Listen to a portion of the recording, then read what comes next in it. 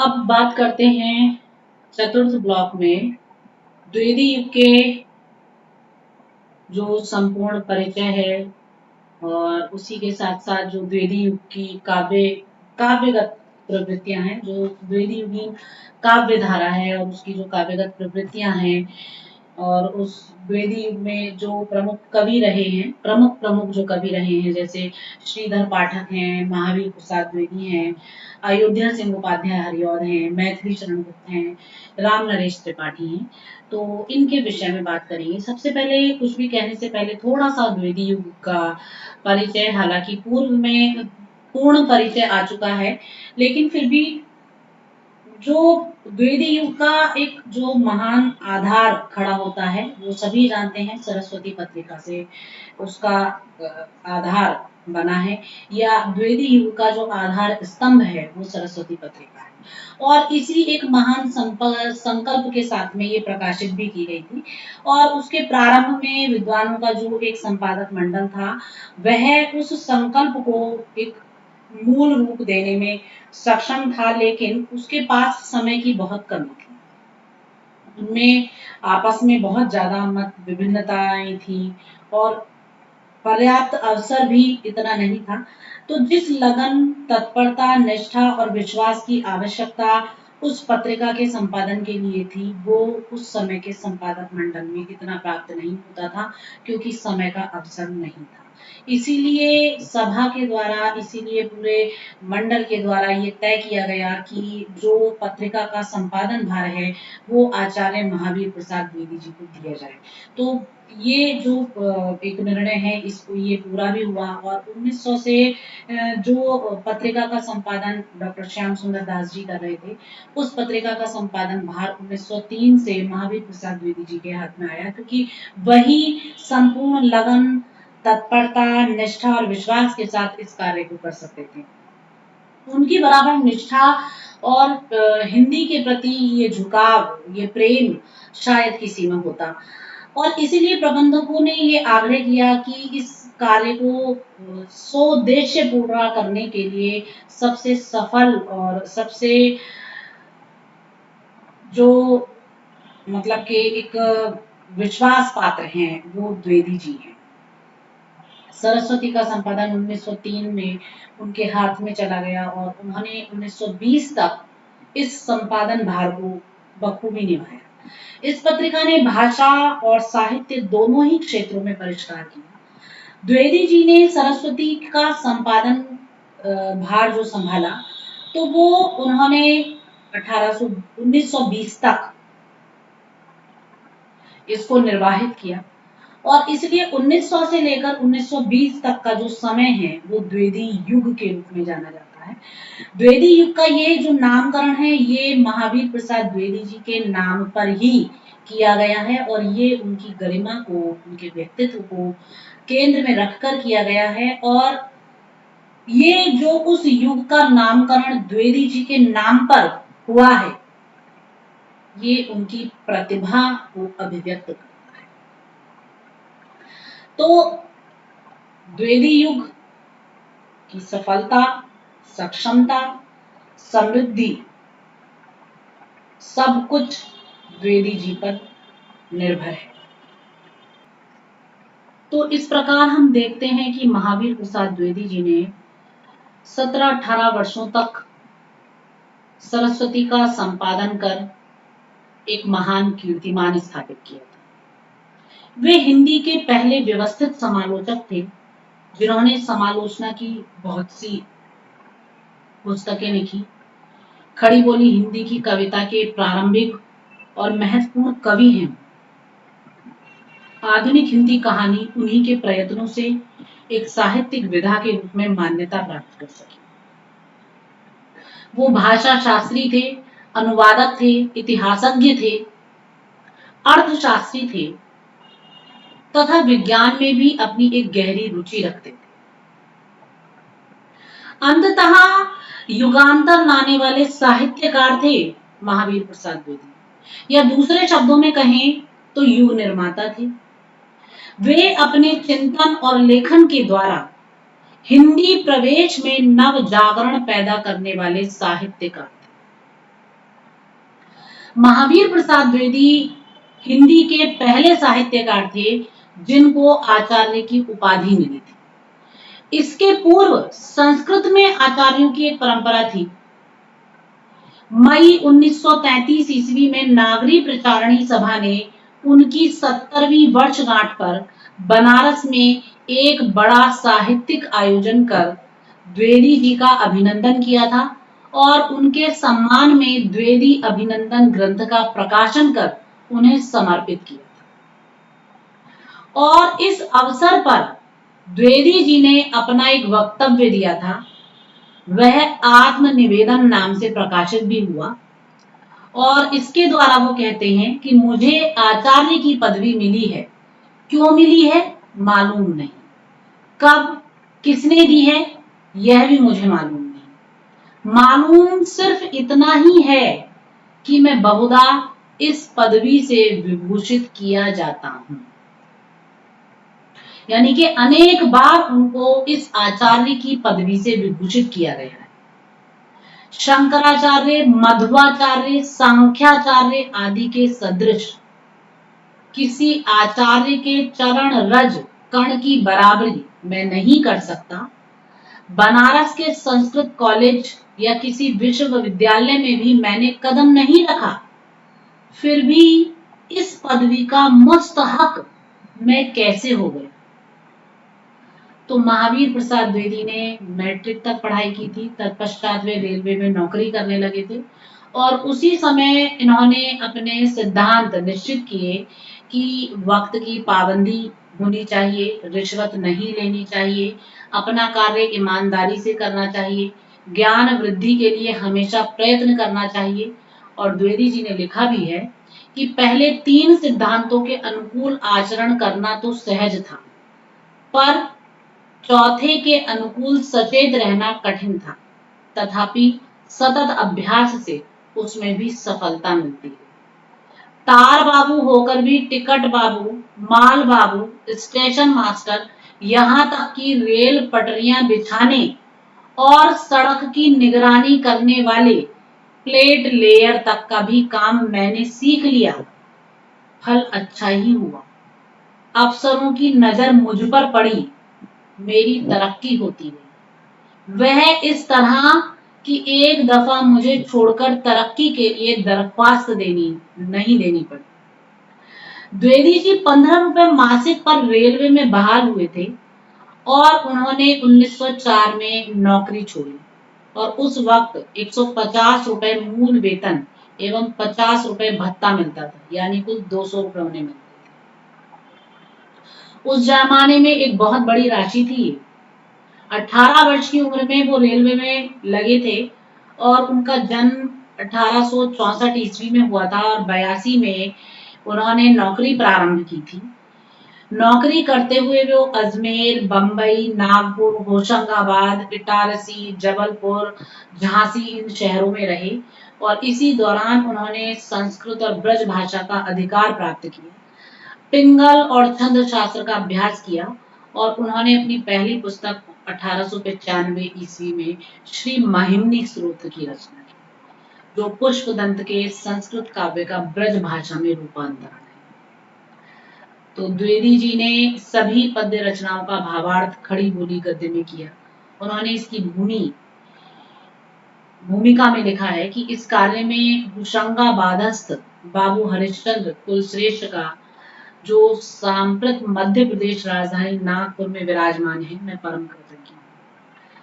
तो इस प्रकार जो महावीर प्रसाद द्विवेदी जी हैं, उनका जो एक मतलब परिचय है, जो उनका पूर्व व्यक्तित्व एक नौकरी के रूप में रेलवे से जुड़ा रहा। जब वो साहित्य में आए तो साहित्य में उनका पदार्पण हिंदी साहित्य जगत के लिए एक स्वर्णिम अवतरण था और इसी अवतरण ने हिंदी के द्विवेदी युग को जन्म दिया। अब बात करते हैं द्विवेदी युगीन काव्यधारा के परिचय की। तो द्विवेदी युगीन जो काव्यधारा है इसकी पृष्ठभूमि पूर्व में ही रखी जा चुकी। भारतेंदु युगीन काव्य रीति और भक्ति की पृष्ठभूमि पर खड़ा होकर भी जन जागृति का स्वर देने में असफल रहा। वह काल उस स्वर को प्रस्फुटित नहीं कर सका जो जीवन को मर्मज्ञ बना सके, और ये जो अपूर्ण स्वर परिपूर्ण हुआ, इसकी परिपूर्णता के लिए संपूर्ण श्रेय आचार्य द्विवेदी जी को जाता है। जागृति के नव नवोन्मेष, सुधार, परिष्कार और अनुकरणीय जीवन के आदर्शों की नियामिका रही है द्विवेदी युग की पृष्ठभूमि और इसका काव्य। यह कविता पावनता, संयमशीलता, सदाचार और त्याग की कविता है। इसके कवियों ने त्याग किए हैं, राष्ट्र की चेतना से स्वयं को मंडित किया है, राष्ट्र के कण कण में प्रेम के बीज बोए हैं, लेकिन वो विरागी नहीं, अपितु अनुरागी बने। वो भोगी नहीं थे, वो सिद्ध बने। स्वामी विवेकानंद के मुख से कर्मठ वेद उक्तियां और लोकमान्य तिलक के मुख से कर्म योग का संदेश सुनकर ये जीवन की ओर गए। इन्होंने उससे भागने का प्रयास नहीं किया। अतः यह युग का काव्य, इस युग का काव्य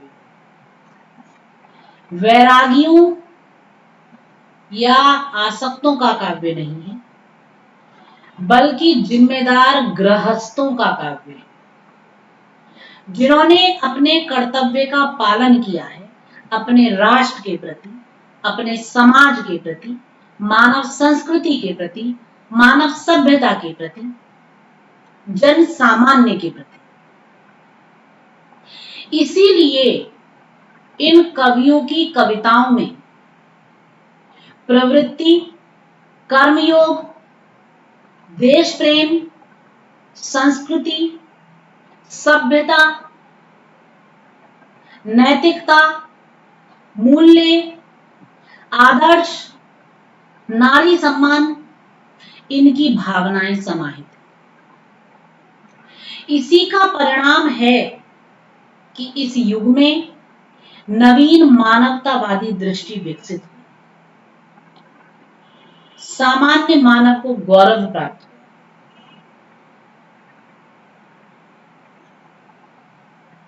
1903 ईस्वी से लेकर 1920 ईस्वी तक के इस युग को परिष्कार के युग का नाम मिला।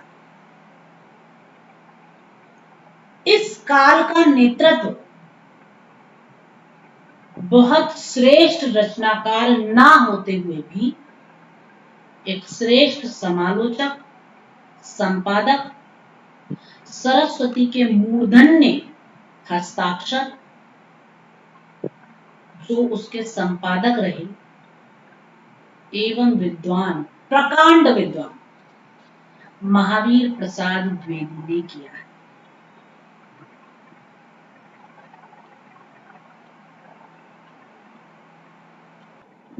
महावीर प्रसाद द्विवेदी जी जो इस सरस्वती पत्रिका के संपादन का भार 17-18 वर्षों तक उठाते हैं और एक नया कीर्तिमान स्थापित करते हैं,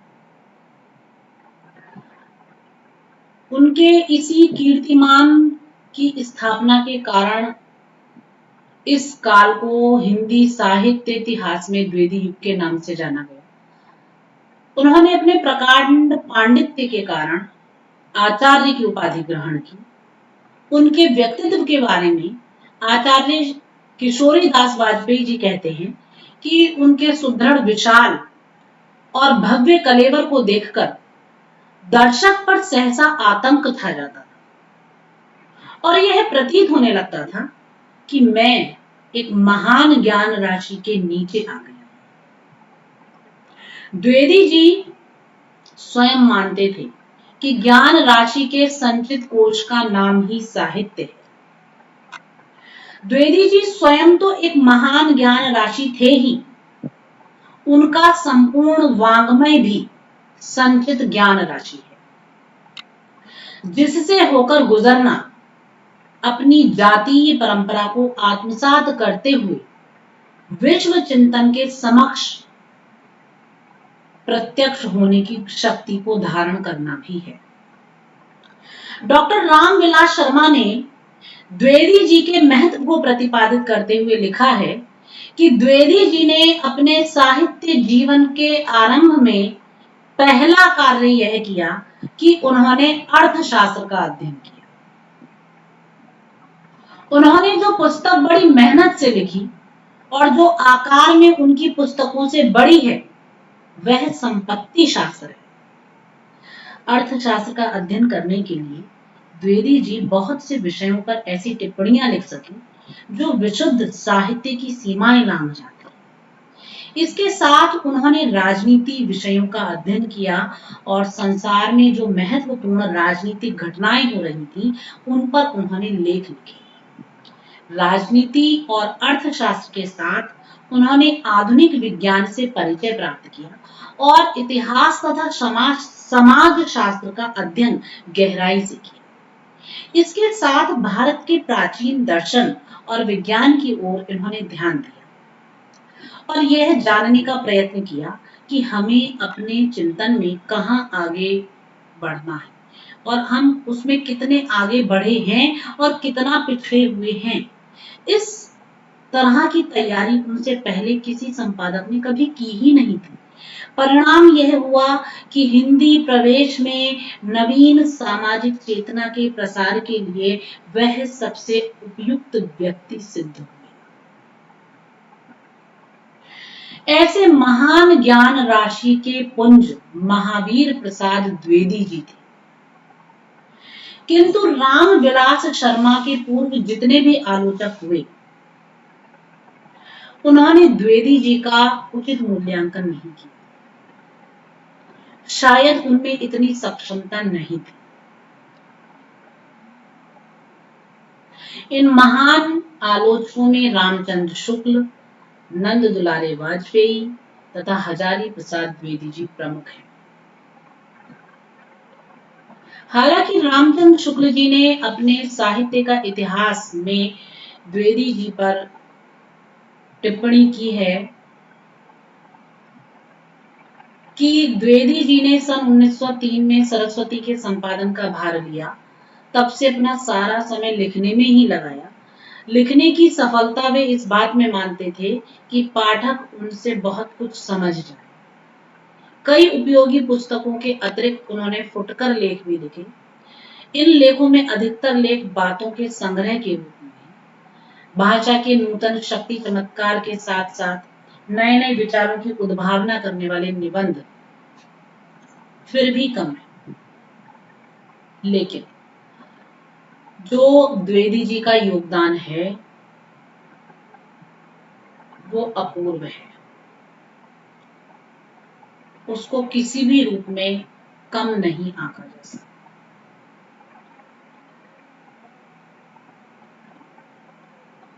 द्विवेदी जी के विषय में अनेक समालोचकों के अनेक विचार हैं, लेकिन वास्तविकता यह है कि उन्होंने अपने लेखन कार्य में विभिन्न विषयों पर लेखनी चलाई और ऐसे विषयों का स्पर्श किया जो शायद अन्य साहित्यकारों के द्वारा अस्पर्श रहे, अछूते रहे और उन पर लिखने की प्रेरणाएं भी दी। दूसरी भाषाओं, विशेषकर अंग्रेजी साहित्य के श्रेष्ठ लेखन को उन्होंने स्वयं अनुदित किया और अन्य कवियों के अनुवाद के लिए भी अन्य कवियों को भी प्रेरित किया कि वो भी अनुवाद करें। इसका परिणाम यह हुआ कि विभिन्न भाषाओं के साहित्य के मध्य आदान प्रदान की समृद्ध परंपरा का श्री गणेश हुआ और उसका विकास हुआ।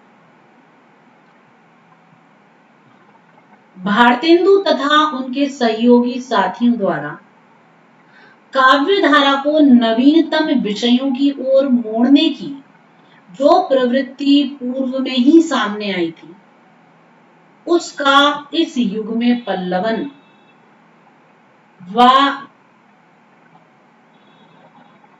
विकास हुआ।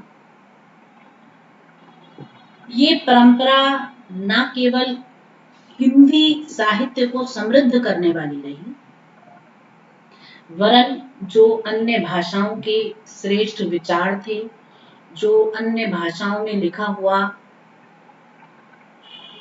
एक श्रेष्ठ अवदान था, उसका स्पर्श हिंदी साहित्यकारों ने किया और जनमानस तक उसे पहुंचाया। इसका प्रभाव जनमानस पर भी पड़ा। तो इस प्रकार की परंपरा का जो प्रारंभ है वो हमें द्विवेदी जी से प्राप्त होता है। इस परंपरा ने हिंदी साहित्य जगत के जो समृद्ध साहित्य हुए उसे और अधिक मंडित किया। भारतेंदु व उनके सहयोगी साथियों द्वारा काव्य धारा को एक नवीनतम विषयों की ओर मोड़ने की जो प्रवृत्ति पूर्व में सामने आई थी, उसका पल्लवन हुआ। इसी युग में राष्ट्रीय काव्य धारा को अत्यधिक दृढ़ता प्राप्त हुई,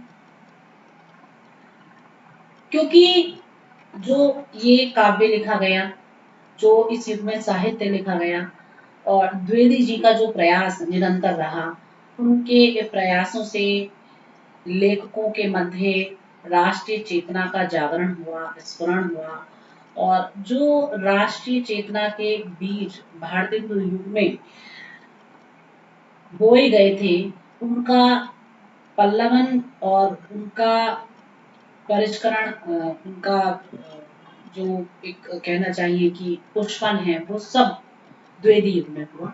तो इसलिए जो इस युग के कवि थे, उन्होंने राष्ट्रीय चेतना से ओतप्रोत काव्य की सृजना की। खड़ी बोली को गद्य के साथ साथ पद्य की भाषा बनाया महावीर प्रसाद द्विवेदी जी ने और उसका परिमार्जन और परिष्करण किया। इसी के साथ साथ उन्होंने भावों व विचारों के साथ साथ हिंदी में परंपरा के व्यवहृत छंदों के स्थान पर संस्कृत छंदों का प्रचलन कराया, क्योंकि उनका जो अध्ययन था, वो स्वाध्याय था, वो संस्कृत से भी बहुत अधिक जुड़ा हुआ था और वो संस्कृत से के एक प्रिय अध्येता भी रहे और जिसके कारण संस्कृत पदावली का समावेश हिंदी में बढ़ा और हिंदी भाषा और अधिक साहित्यिक हुई। इस क्रम में जो अयोध्या सिंह उपाध्याय हरिऔध जी का योगदान है, उसको बिल्कुल भी विस्मृत नहीं किया जा सकता है।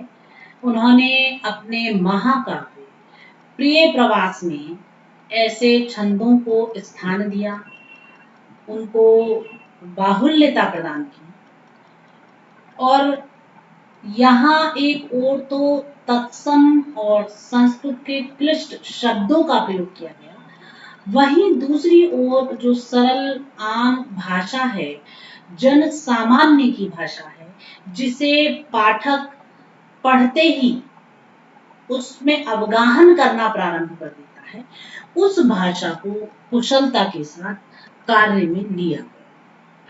तो ये जो युग है, इस युग का जो काव्य है, वो इसीलिए जन जन के हृदय पर अपना अधिकार स्थापित करने में सक्षम हुआ है। द्विवेदी युग वह युग था जब जन जन में एक मनमानी भी दिखाई देती थी। हालांकि महावीर प्रसाद द्विवेदी जो इस युग के निर्माता रहे हैं, उन्होंने हर पक्ष पर अपनी लेखनी चलाई है। जन सामान्य पर जो कुरीतियां और जो रूढ़ियां, अंधविश्वास समाज में फैले हुए थे, उन पर उन्होंने अपनी एक लेखनी चलाई।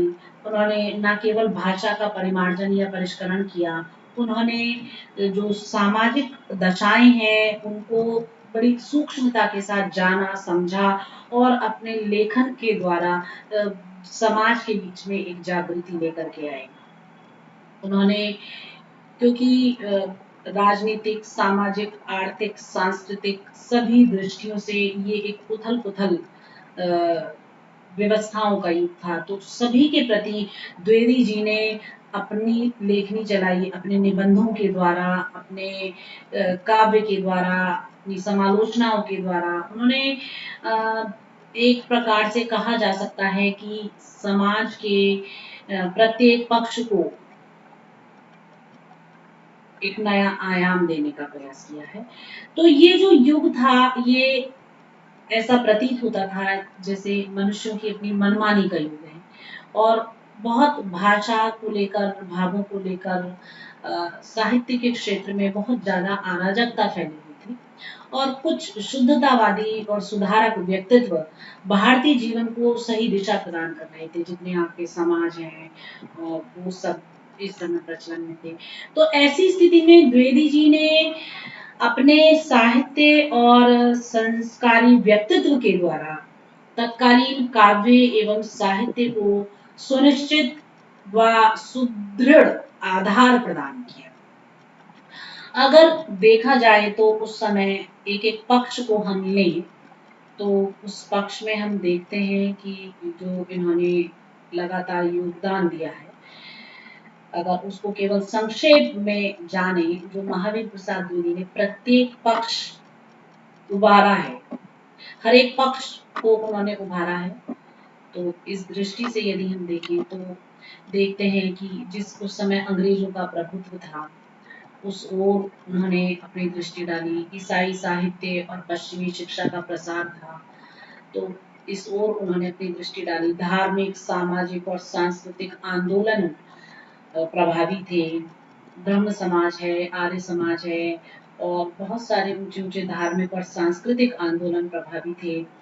आंदोलनों पर हिंदी का जो प्रभाव रहा है, किसानों की जो उस समय दशा थी, उद्योग धंधों का ह्रास हो रहा था, सामाजिक दशाएं थी और मुस्लिम संस्कृति और उर्दू भाषा का प्रभाव, तो ये सब विषय जो है विविध विषयों के साथ वो सामने आए। न केवल उन्होंने भाषा का परिष्कार किया है, हिंदी भाषा और उसके व्याकरण को लेकर, हिंदी और उर्दू को लेकर, हिंदी और अंग्रेजी को लेकर उन्होंने अनेक प्रकार के अपने मंतव्य दिए और अपनी पत्रकारिता के माध्यम से, क्योंकि आधार स्तंभ जो है वो पत्रकारिता रही है, उनकी सरस्वती पत्रिका रही है, तो इसके माध्यम से उन्होंने प्रत्येक कोने की ओर अपनी दृष्टि डाली और हर दृष्टि से उन्होंने एक परिष्कार, एक परिमार्जन, एक सुदृढ़ता, एक सुधार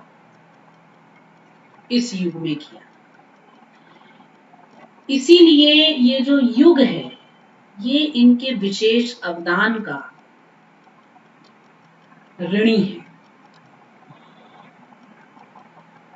ऐसी स्थिति में द्विवेदी जी ने अपने साहित्य के द्वारा, अपने व्यक्तित्व के द्वारा, अपने कर्मठ परिश्रम के द्वारा इस युग को आकार और प्रकार दिया।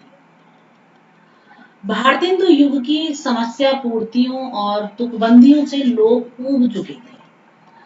भक्ति और नीति की सीमाओं में बंधी हुई जो अभिव्यंजना शैली है एवं भावधारा है, अब वो रुचि को अपने में अधिक समय तक, उस रुचि को अपने में अधिक समय तक बांध नहीं पा रहे थे। ब्रज भाषा अपना जो आकर्षण है उसे खो चुकी थी।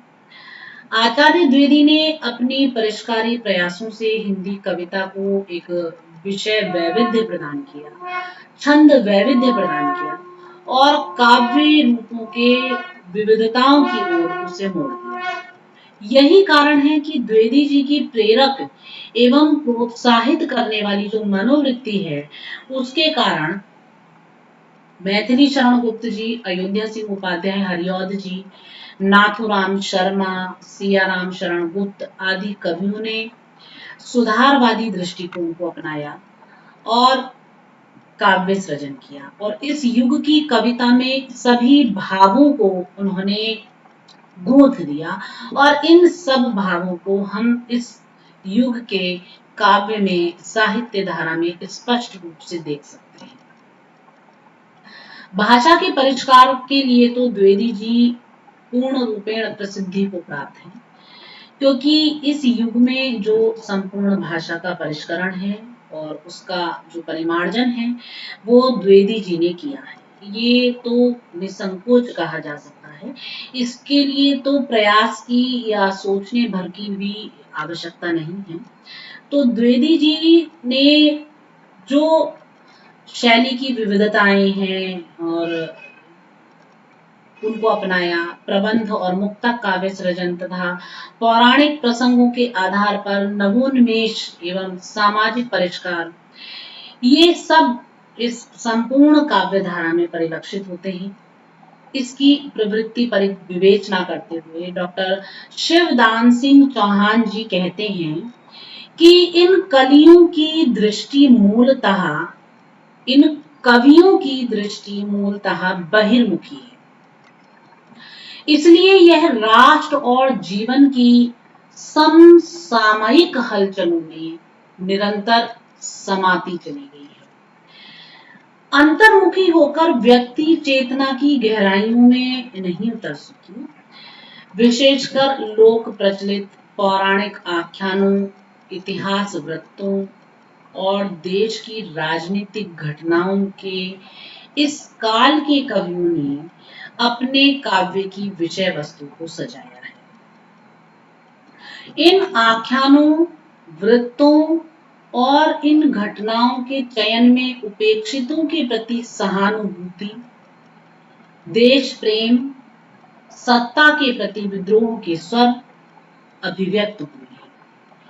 यह एक प्रकार से राजनीति में राष्ट्रीय आंदोलन और काव्य में स्वच्छंदतावाद की प्रवृत्ति के बीच बहने वाली कविता की बहिर्मुखी धारा है, जिसने हिंदी भाषी जनता को आधुनिक युग के व्यक्ति समाज संबंधी गहरे तात्विक प्रश्नों के प्रति ही नहीं, बल्कि राजनीतिक पराधीनता और राष्ट्रीय संघर्ष की आवश्यकता के प्रति सचेत बनाने में महत्वपूर्ण योगदान दिया है।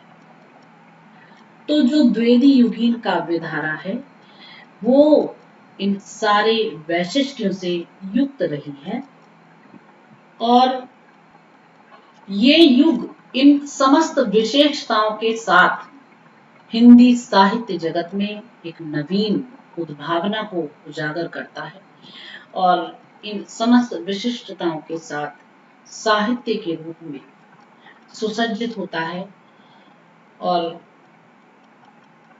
जन जन के हृदय में राष्ट्र के प्रति, समाज के प्रति, अपनी संस्कृति के प्रति एक बोध को जागृत करता है। धन्यवाद।